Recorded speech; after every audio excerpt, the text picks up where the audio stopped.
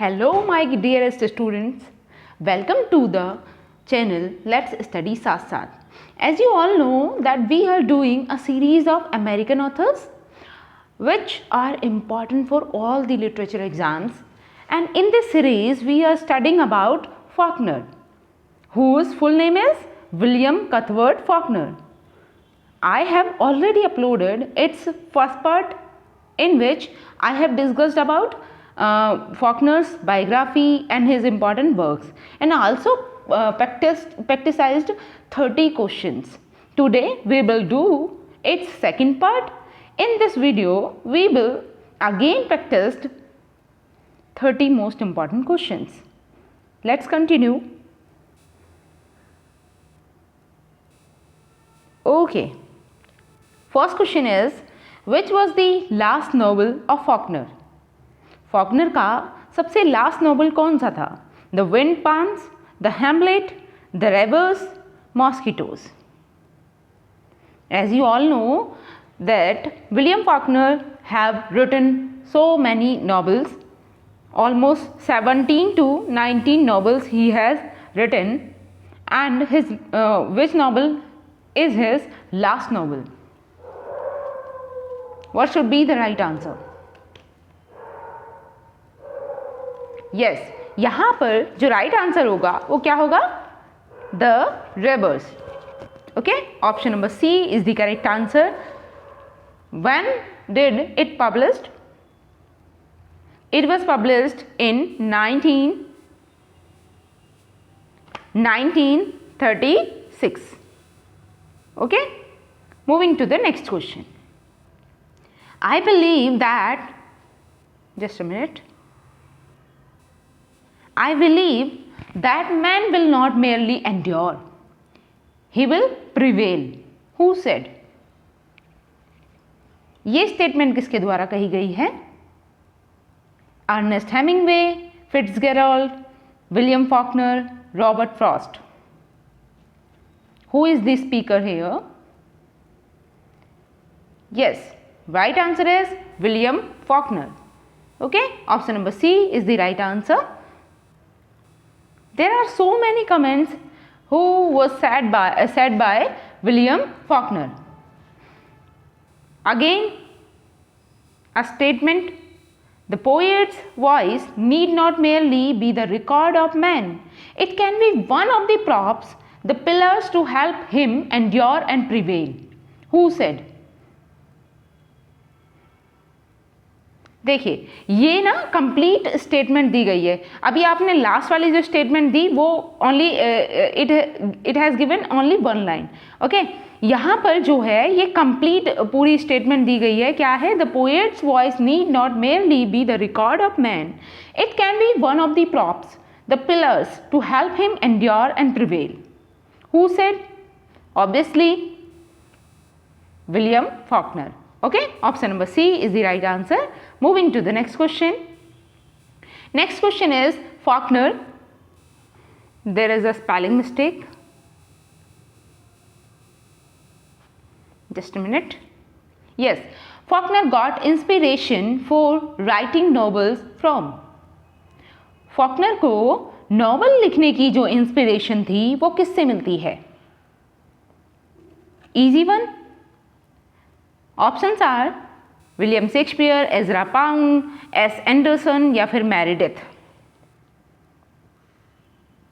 Yes, his friend S Anderson who inspired him. Okay, right answer is S Anderson. Option number C is the right answer. Moving to the next question.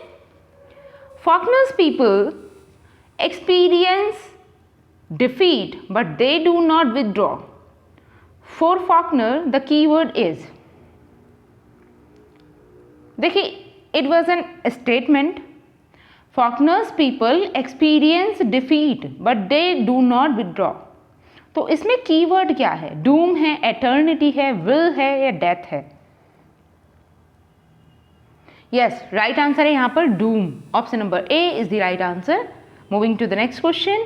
Next is, he was the champion of the illiterate, poor, white and of the Negro. He had been an intuitive artist who used the language of poetry in his novels. Find him out. Yes, यहाँ पर ये जो statement दी गई है ये किसके विषय में बात करती हैं? किसके बारे में कहा जा रहा है कि he was the champion of illiterate poor white and Negro, Negro people के लिए और इलिटरेट जो पुअर वाइट थे उनके लिए वो कौन था? चैंपियन था। He had been an intuitive artist, वो एक क्या है? इंट्यूटिव आर्टिस्ट है। Who use the language of poetry in his novels, जिसने पोइट्री लैंग्वेज को अपने नॉवेल्स में यूज किया है। Options are Hemingway, Dickens, Hardy, William Faulkner. Right answer is William Faulkner. Option number D is the correct answer. Moving to the next question. Next is Sherwood Anderson. Just a minute. There is also a spelling mistake. यहाँ पर है Anderson, इनका complete नाम होता है S Anderson का complete name क्या है? Sherwood Anderson. Sherwood Anderson Faulkner's friend, but this friendship came to an end under the effect of Sherwood Anderson जो होते हैं was Faulkner's friend, but उनकी जो फ्रेंडशिप है वो कब टूट जाती है, कब खत्म हो जाती है? अ वुमन, किसके इफेक्ट के कारण खत्म होती है? A woman, man with whom he had relation, liquor, या फिर none of these। Right answer है यहाँ पर liquor. Okay, option number C is the correct answer, because William Faulkner was addicted to liquor. Faulkner got, just a minute, yes, Faulkner got the job of the postmaster of the university post office. Why did he leave the job? Faulkner को job मिलती है post master की, कहाँ पर? University post office में। तो लेकिन उन्होंने जॉब क्यों छोड़ दी बाद में? He was forced to resign the job, he resigned himself for the job, he was mad, he beat one of the staff members. Yes, what should be the right answer? Correct answer is he was forced to resign the job. ठीक है, option number A is the right answer. He was forced to resign the job. Moving to the next. Next is the chief rival of Faulkner was. Faulkner का chief rival कौन है या कौन था? Dickens, Frost, Hemingway. Yes, ये माना जाता है कि Hemingway was his rival. Option number C is the correct answer. Next question is, an artist is a creature driven by demons. Who said? Who is the speaker of this statement? An artist is a creature driven by demons. Whitman, Faulkner, Hemingway, Frost. Yes, right answer is Faulkner. Option number B is the correct answer. Moving to the next question. Next is, defeat with God is not defeat. Where does the line appear? अब यहाँ पर पूछा जा रहा है कि ये जो स्टेटमेंट है वो कहाँ हमें देखने को मिलती है? विलियम फॉकनर के कौन से नॉवेल से ये लाइन ली गई है? लाइन है, defeat with God is not defeat, Unvanquished, Absalom, Absalom, the sound and the Fury, या फिर हैमलेट, दी हैमलेट। हैमलेट तो क्योंकि विलियम शेक्सपियर के द्वारा लिखा हुआ है, यहाँ पर भी दी लगा हुआ है, the Fury. Okay, the sound and the Fury और the Hamlet. Correct answer is the Unvanquished. Option number A is the correct answer, the Unvanquished. Next is, women will show pride and honor about almost anything except love. Where does this line appear? ये line हमें कहाँ देखने को मिलती है? Women will show pride and honor about almost anything except love. Options are the Sound and the Fury, Absalom, Absalom, the Hamlet, the Unvanquished. Yes, correct answer is epsilon, epsilon. Okay, and when was it published?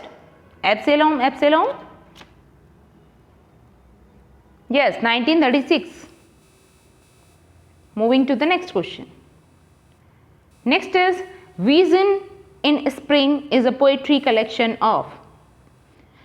Vision in Spring, ये क्या है? ये एक poetic collection है, किसका? Faulkner का, Hemingway का, Lamb या Whitman?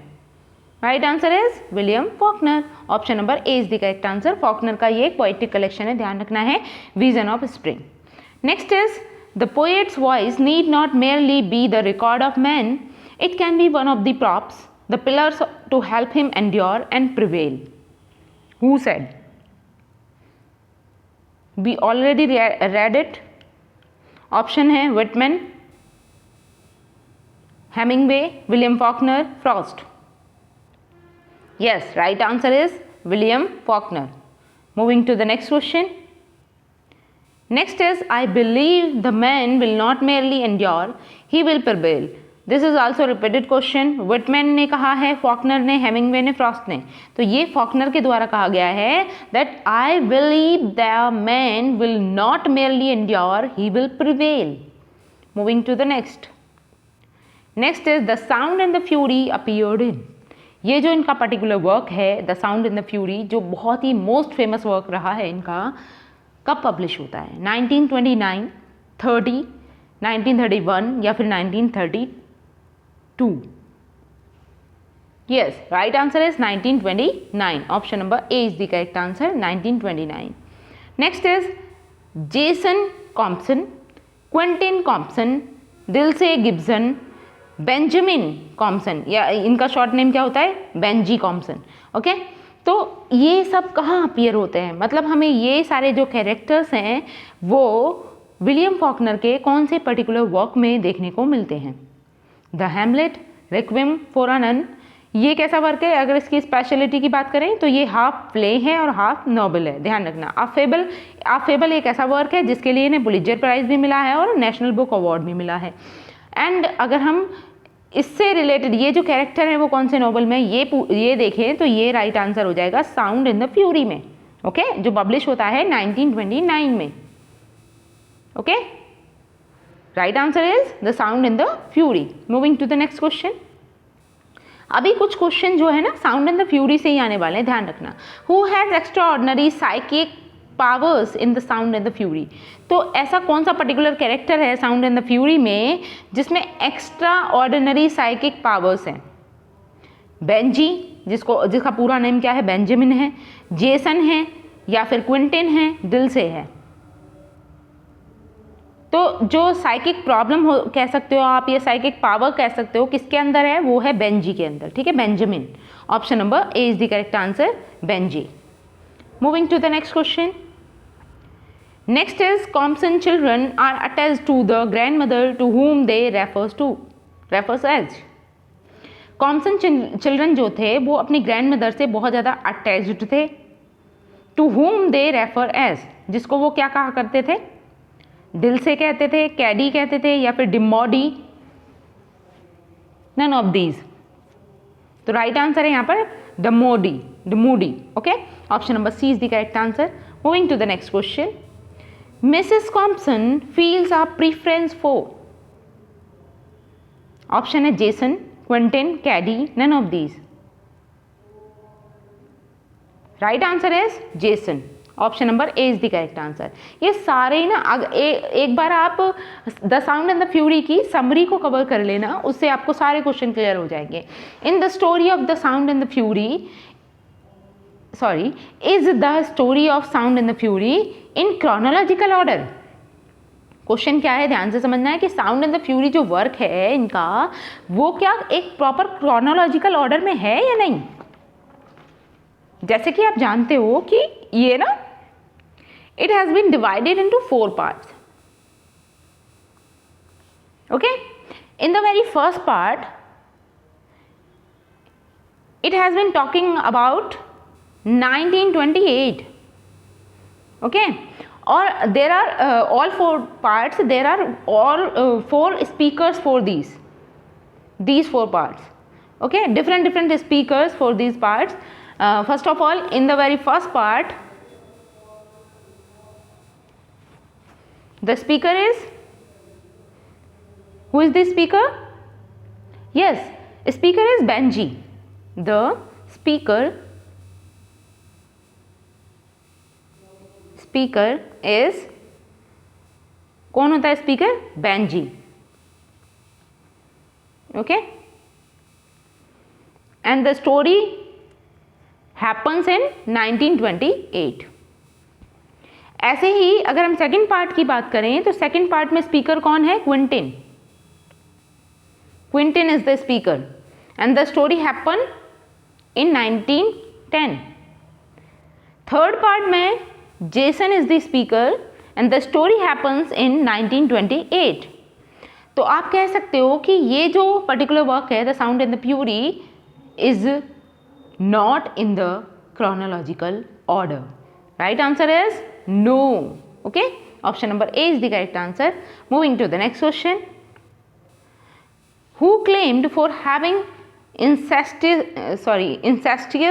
relations with his sister Candace? जिसका शॉर्ट नेम क्या होता है, जिसका निक नेम क्या होता है? कैडी.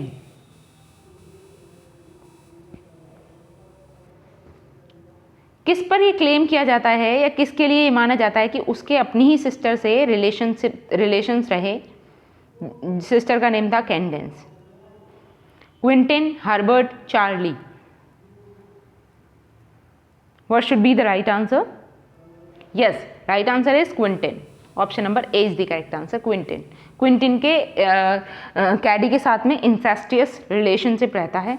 Moving to the next question.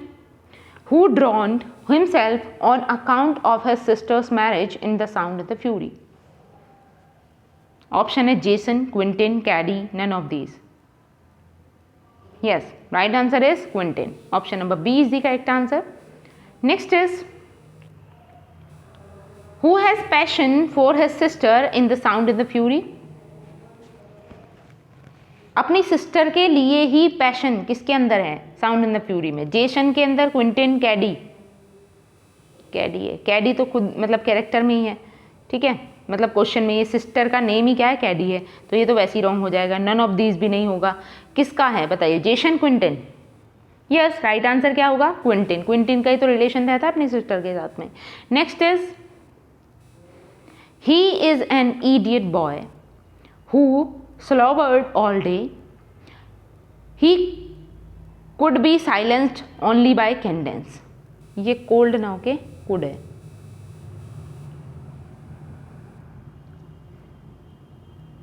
Candace का शॉर्ट नेम क्या है? कैडी. He is, यहाँ पे किसकी बात की जा रही है? कि वो एक idiot boy है who slobbered all day. He could be silenced only by Candace. Jason, Quentin, Caddy, Benjamin. Yes, right answer है यहाँ पर बेंजामिन. जिसको हम कहते हैं ना साइकिक प्रॉब्लम है, तो वही है ये बेंजामिन, जो कैडी के द्वारा ही शांत किया जा सकता है. अदरवाइज वो बहुत ज़्यादा प्रॉब्लमेटिक है. ठीक है, option number D is the correct answer. Next is, Herbert head is the husband of. Herbert head जो होते हैं वो, हर्बर्ट हेड का नाम का एक कैरेक्टर होता है, वो किसके हस्बैंड है? डिल्से के, क्विंटिन के, कैडी के. तो क्विंटिन तो एक मेल पर्सन है, ये तो वैसे ही रॉन्ग हो जाएगा. नॉन ऑफ दीज नहीं रहे. अब इन दोनों में देख सकते हो आप क्या होगा right answer. Herbert Head was the husband of Caddy. Okay, option number C is the correct answer, Caddy. Moving to the next. Next is, who is Caddy's seducer. Caddy का सेड्यूसर कौन होता है? Dalton Ames, Charlie, Quentin. None of these नहीं है. Quentin भी नहीं है. अगर आपको लग रहा है कि क्विंटिन है, क्विंटिन भी नहीं है. राइट आंसर कौन है? सेड्यूसर कौन होता है? तो डाल्टन एमीज होता है. ठीक है, तो आप देख सकते हो कैडी के साथ में तीन मेल पर्सन जुड़े हुए हैं. डाल्टन एमीज है, क्विंटिन भी है और इनके हस्बैंड होते हैं. ठीक है, तो राइट आंसर है यहाँ पर Dalton Emmys. Next is, the Negro servant of Compson house hold in the sound and the Fury is. The sound and the fury में एक नीग्रो सर्वेंट है कॉम्पसन हाउस होल्ड में. वो कौन है? डिल्से है, क्विंटिन है, कैडी है, जेसन है. तो ये तो सारे फैमिली मेम्बर हैं. 3 बॉयज़ हैं, 3 सन है फैमिली में, कॉम्पसन फैमिली में, और एक डॉटर है। डॉटर का नाम कैडी है और 3 सन कौन है? क्विंटिन है, जेसन है और बेंजामिन है। ओके, तो नीग्रो सर्वेंट कौन रहा? दिल से। Option number A is the correct answer. Moving to the next question. Next is where does Quentin go to the study in the novels the sound and the fury. तो यहाँ पे पूछा जा रहा है कि क्विंटिन कहाँ पर स्टडी के लिए जाता है the sound and the fury में? Oxford, Harvard, California, none of these. Correct answer is Harvard. Option number B is the right answer, Harvard. Moving to the next question. Next is in 1930s Faulkner moved to Hollywood to be. 1930s में Faulkner जो है वो Hollywood के लिए भी move कर जाते हैं। क्या बनने के लिए? क्या वो एक्टर बनना चाहते थे, एक डायरेक्टर बने वो, या स्क्रीन राइटर, या फिर अ सिंगर? तो आप जानते ही हैं ये एक ऐसे नॉवल राइटर, नॉवलिस्ट, या फिर हम कहें शॉर्ट स्टोरी राइटर के साथ साथ क्या थे? ये एक स्क्रीन राइटर भी थे। Okay, option number C is the correct answer, a screen writer. Moving to the next. Next is, और ये हमारा लास्ट क्वेश्चन है, Faulkner was a puritan, an alcoholic, a womaniser, none of these. बताइए Faulkner की पहचान आप किससे करोगे ऑप्शन के अकॉर्डिंग? क्या वो प्यूरिटन थे, एल्कोहलिक थे, वुमेनाइजर थे, या फिर नन ऑफ दीज? यस, वो बहुत ही ज़्यादा एल्कोहलिक थे। Option number B is the correct answer, an alcoholic. Okay, तो आज के लिए हम इतना ही रखेंगे। आई होप मेरी ये वीडियो आपको अच्छी लगी होगी, और अगर वीडियो अच्छी लगी है तो प्लीज़ लाइक कीजिए, कमेंट कीजिए, अपनी राय कमेंट बॉक्स में ज़रूर बताएं आपको वीडियो कैसी लगी। ठीक है, मिलते हैं नेक्स्ट वीडियो में। अब नेक्स्ट जो हम नेक्स्ट अपकमिंग जो राइटर है उसको ही करेंगे। ये कंप्लीट हो चुके हैं। विलियम फॉकनर से जितने भी इंपॉर्टेंट क्वेश्चन बन सकते थे वो सारे मैंने कवर अप करा दिए हैं। इनके अवार्ड के बारे में ध्यान रखना है आपको, जैसे कि फेबल के लिए 2 अवार्ड मिले हैं, 2 बार इन्हें पुलित्जर प्राइज़ मिल चुका है, एक पॉस्टमसली मिलता है 1963 में और एक 1952 में मिलता है। ठीक है, फेबल के लिए 1952 में, फिर रैबरी के लिए 1963 में पुलित्जर प्राइज़ मिला है, वो ध्यान रखना है। इन्हें नोबेल प्राइज़ भी मिल चुका है 1949 में, विलियम फॉकनर को, ये वाला प्राइज़ ध्यान रखना है। और नेशनल बुक अवार्ड मिल चुका है यूएस के द्वारा 2 बारी, उसको भी ध्यान रखना है। ठीक है, साथ ही साथ इनके इंपॉर्टेंट वर्क्स में साउंड एंड द फ्यूरी को आप कवर अप कर सकते हो। ठीक है, और इससे अलग इनका जो फर्स्ट वर्क है सोल्जर्स पे, उसको भी, वो भी इंपॉर्टेंट वर्क है, उसको भी आप कवर अप कर सकते हो। साथ ही साथ इनकी कुछ शॉर्ट स्टोरीज़ हैं, उनको पढ़ लेना। और जो इंपॉर्टेंट क्वेश्चन जो मैंने कराए हैं, लगभग 62 क्वेश्चंस हैं जो मैंने कराए हैं, अब इनको आप देख सकते हो। 61 क्वेश्चंस हैं, सॉरी। ठीक है, इनसे आप प्रैक्टिस कर सकते हो। ओके, अब हम नेक्स्ट वीडियो में नेक्स्ट राइटर को करेंगे। मिलते हैं नेक्स्ट वीडियो में, तब तक के लिए thanks for watching, keep learning and keep supporting me. Thank you.